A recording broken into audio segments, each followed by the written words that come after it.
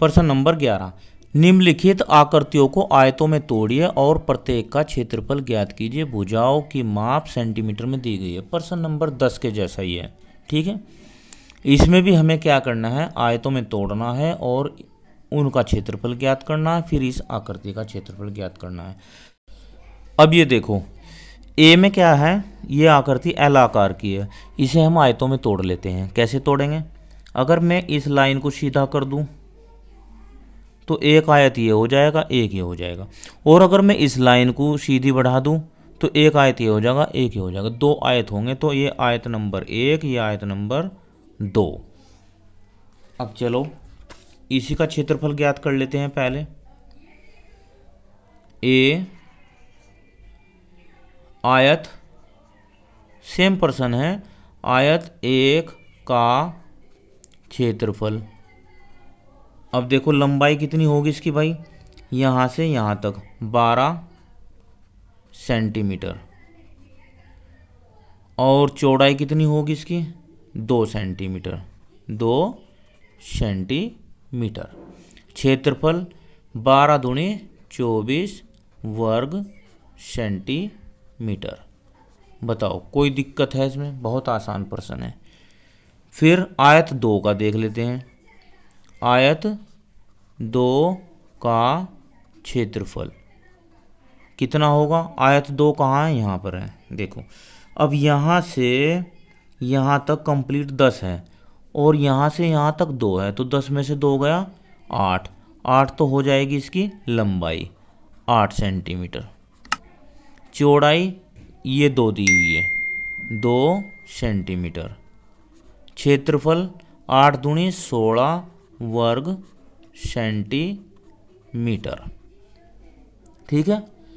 अब आकृति ए का कंप्लीट का क्षेत्रफल कितना होगा, आकृति ए का क्षेत्रफल जोड़ दो, जैसे हमने प्रश्न नंबर 10 में जोड़ा था। तो ये होगा 24 + 16 वर्ग सेंटीमीटर। 24 और 16 हो गए 40, 40 वर्ग सेंटीमीटर। ये इसका आंसर हो जाएगा। इसके बाद जो इसका बी पार्ट है उसे भी देखते हैं। बी में देखो, बी में क्या दिया है, बी में है आकृति ये। अब इस आकृति को आयतों में तोड़ना है। उसने तो कहा आयतों में तोड़ना है, पर हमें ये लग नहीं रहा है कि ये आयतों में टूट जाएगी। क्यों, क्योंकि देखो 7 ही सेंटीमीटर यहाँ, 7 ही सेंटीमीटर यहाँ, 7 ही यहाँ, 7 ही, सारी 7-7 की है।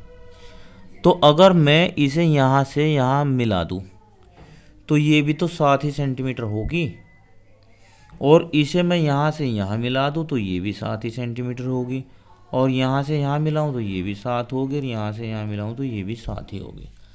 अब हम देख रहे हैं कि ये आयतों में तो टूट नहीं रहा, ये वर्गों में टूट गया। और वर्ग बन गए कितने बच्चों, 1 2 3 4 5, यानी कि वर्ग नंबर 1 2 3 4 5, और 5 के 5 सेम हैं। तो हम क्या करेंगे कि आकृति 1 का क्षेत्रफल निकाल लेंगे और 5 से गुणा कर देंगे। चलो अब देखो, वर्ग की लंबाई या भुजा कितनी आ गई, 7 सेंटीमीटर। कितनी, 7 सेंटीमीटर। वर्ग का क्षेत्रफल क्या होगा, क्या होता है, भुजा की घात 2। अब 7 की घात 2 सेंटीमीटर स्क्वायर, 7 सते 49 वर्ग सेंटीमीटर।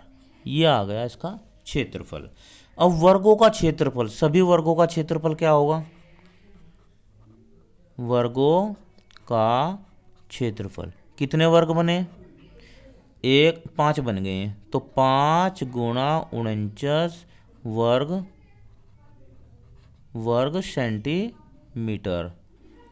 5 से गुणा करो, 5 नम 45, 5 चौक 20 और 4 24, 245 वर्ग सेंटीमीटर इसका क्षेत्रफल आ जाएगा और यही इसका आंसर होगा। अब सी पार्ट देखते हैं। सी पार्ट में क्या है, अगर हम इस आकृति को ऐसे मैच कर दें तो एक तो आयत होगा ये और एक हो जाएगा ये दो। ठीक है, अब आयत नंबर 1 का क्षेत्रफल ज्ञात करते हैं। आयत नंबर 1 का क्षेत्रफल कितना होगा, एक में लंबाई तो हो गई 5 सेंटीमीटर, चौड़ाई 1 सेंटीमीटर, क्षेत्रफल हो जाएगा 5 एकम 5 वर्ग सेंटीमीटर। 2 का